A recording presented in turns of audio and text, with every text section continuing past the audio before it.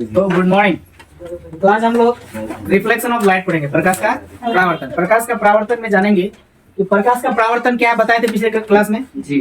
किसी माध्यम से आती हुई प्रकाश की किरणें किसी अपारदर्शी सतह से टकराकर कुछ कोण बनाते हुए लौट जाने की घटना को ही क्या बोलते हैं, प्रकाश का परावर्तन। तो आज उसके बाद हम लोग जाने आपतित किरण क्या है, परावर्तित किरण क्या है, अपतन बिंदु क्या है ना। उसके बाद अपतन कोण क्या है, परावर्तन कोण क्या है, परावर्तित किरण क्या है, ये सारा कुछ हम लोग जान चुके हैं।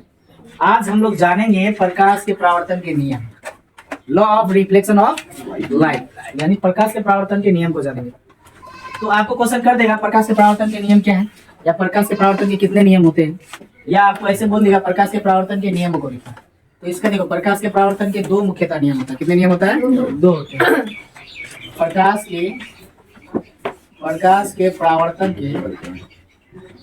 के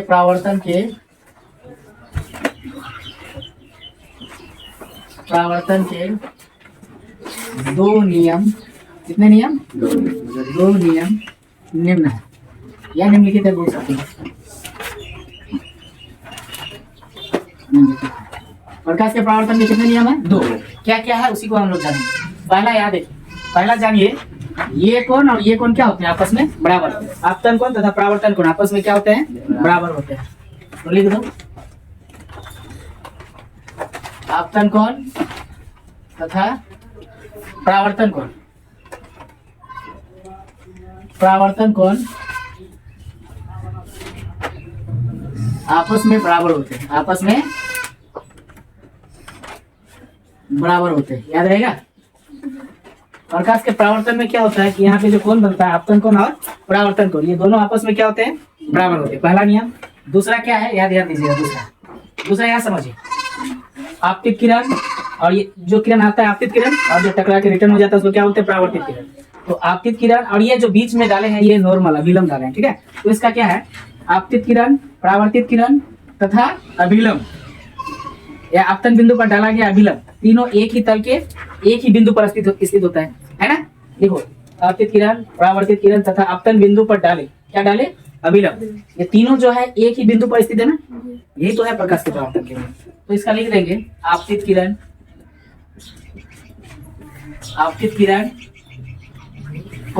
परावर्तित किरण तथा आपतन बिंदु पर, इसी बिंदु पर अभिलंब डाले हैं ना, तथा आपतन बिंदु पर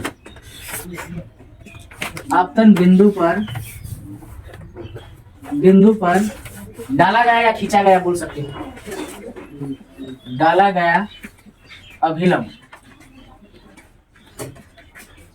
ये जो तीनों है, तीनों एक ही तल के,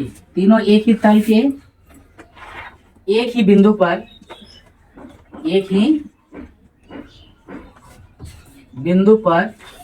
स्थित होते हैं,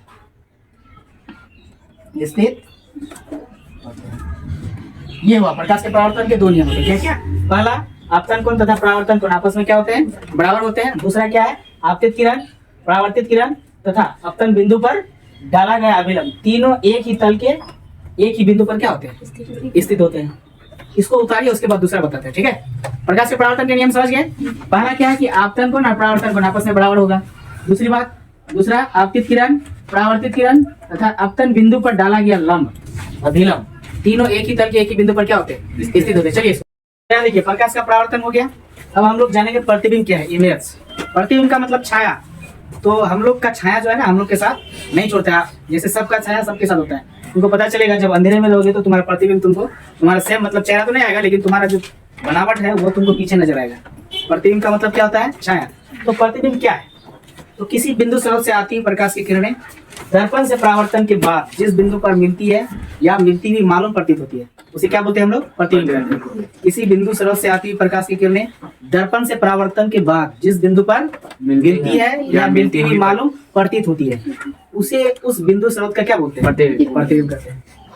अब प्रतिबिंब कितने प्रकार के होते हैं, दो प्रकार के। एक होता है वास्तविक प्रतिबिंब, जिसको बोलते हैं रियल इमेज। वास्तविक प्रतिबिंब किसको बोलते हैं, रियल इमेज। काल्पनिक प्रतिबिंब बोलो या आभासी प्रतिबिंब बोलो, दोनों का मतलब क्या होता है, एक है। और जिसको बोलते हैं वर्चुअल इमेज, क्या बोलते हैं, वर्चुअल इमेज। तो प्रतिबिंब कितने प्रकार के होते हैं, दो प्रकार के, वास्तविक प्रतिबिंब, आभासी प्रतिबिंब। बोल सकते हैं, ठीक है। प्रतिबिंब किसे कहते हैं जानिए। किसी बिंदु स्रोत से आती हुई प्रकाश की किरणें दर्पण से परावर्तन के बाद जिस बिंदु पर मिलती है या मिलती हुई मालूम प्रतीत होती है उसे क्या कहते हैं, प्रतिबिंब कहते हैं। प्रतिबिंब कितने प्रकार के होते हैं, दो प्रकार के, वास्तविक प्रतिबिंब और काल्पनिक प्रतिबिंब। अब हम लोग क्या जानेंगे, ये दोनों का डेफिनेशन जानेंगे। वास्तविक प्रतिबिंब, तो वास्तविक प्रतिबिंब किसे कहते हैं, किसी बिंदु स्रोत से आती हुई प्रकाश की किरणें दर्पण से परावर्तन के बाद जिस बिंदु पर मिलती है, जिस बिंदु पर वास्तव में मिलती है, उस बिंदु का क्या बोलते हैं हम लोग, वास्तविक प्रतिबिंब। वास्तविक प्रतिबिंब को पर्दे में हम लोग क्या कर सकते हैं, उतार सकते हैं। जैसे मेरा जो चेहरा है वास्तव में है ना, तो इस चेहरा को हम पर्दे पर देख सकते हैं, देखते हैं ना, मोबाइल में, टीवी में, सिनेमा घर में, तो वो वास्तविक वास्तव में रहता है तभी उसको देख पाते हैं। वास्तविक प्रतिबिंब जो होता है हमेशा वस्तु की अपेक्षा क्या होता है, उल्टा होता है। अब काल्पनिक प्रतिबिंब क्या है, वर्चुअल इमेज। किसी बिंदु स्रोत से आती हुई प्रकाश की किरणें दर्पण से परावर्तन के बाद जिस बिंदु पर मिलती हुई मालूम प्रतीत होती है, मतलब कि दिख रहा है कि मिल रहा है, एहसास हो रहा है, उसी को क्या बोलेंगे हम लोग, काल्पनिक प्रतिबिंब कहते हैं, ठीक है, या आभासी प्रतिबिंब कहते हैं। काल्पनिक प्रतिबिंब को हम लोग पर्दे पर प्राप्त नहीं कर सकते। यह प्रतिबिंब जो होता है हमेशा वस्तु की अपेक्षा क्या होता है, सीधा होता है।